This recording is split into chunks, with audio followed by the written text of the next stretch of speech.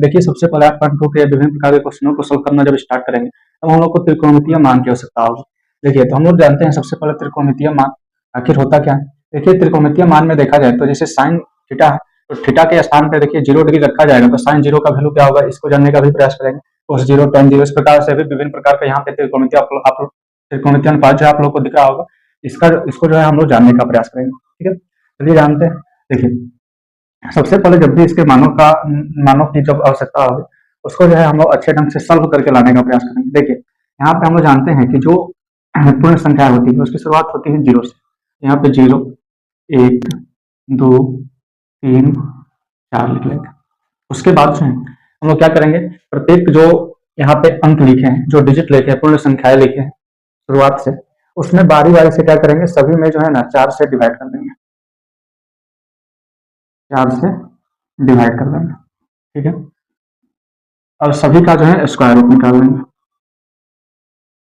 ठीक है अब देखें यहाँ पे अब इसके बाद जो सॉल्व करके लाएंगे यही जो हो जाएगा इसका सटीक आंसर हो जाएगा। इस प्रकार से जब हम लोग ज्ञात करेंगे तो इसके लिए खाली हम लोग को साइन थीटा का ही वैल्यू याद रखना होगा। उसके अलावा और सब वैल्यू आसानी से जो है हम लोग ज्ञात कर पाएंगे। ठीक है इसीलिए इस तरीके के माध्यम से हम आप लोग को बता रहे हैं। देखिए यहाँ पे 0/4 का अर्थ होता है 0 और 0 का स्क्वायर रूट निकाला जाएगा तो 0 ही हो जाएगा। उसके बाद 1/4 यानी कि 1 का स्क्वायर रूट निकाला जाएगा तो 1 और 4 का स्क्वायर रूट निकाला जाएगा तो 2 यानी कि साइन 30 डिग्री का वैल्यू हो गया 1/2 साइन 0 डिग्री का वैल्यू हो गया 0।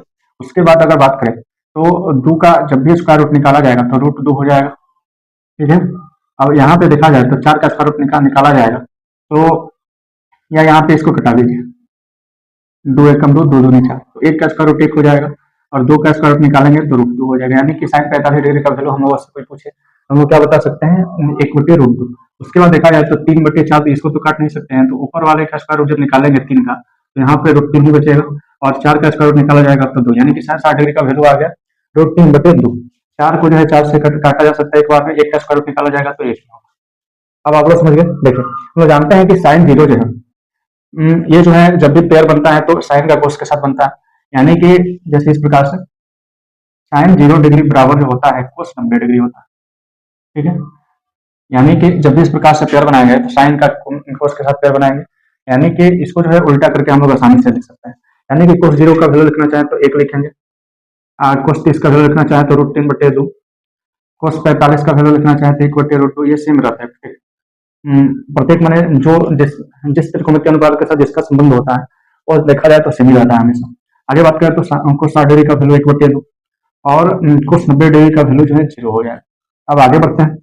अब आप लोग देख पा रहे होंगे कि यहाँ पे साइन थीटा का वैल्यू पता चल गया।